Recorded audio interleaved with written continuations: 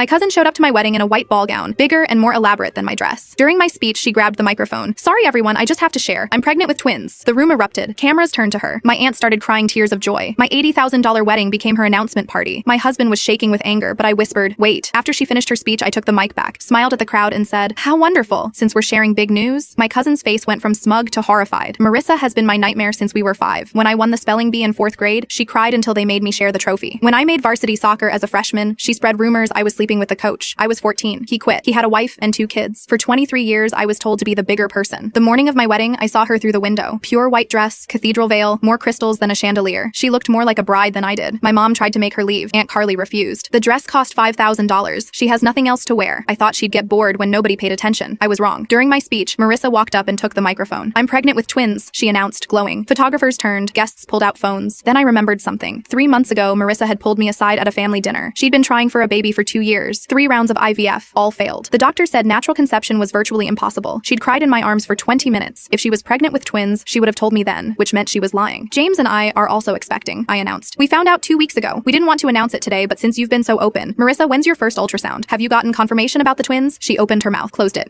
We're using a private practice." "Which practice?" My mother's voice cut in. "Carly was telling me last month how worried you were about the fertility issues. 3 failed IVF rounds, wasn't it?" Aunt Carly's joyful expression cracked. "What? Marissa, you told me you weren't doing IVF anymore. When did you find out about the pregnancy?" I asked. "We had coffee 2 weeks ago and you ordered a latte with extra espresso. Odd, since you usually worry about caffeine. How do you know it's twins if you haven't had an ultrasound?" James added. Silence. The room went absolutely silent.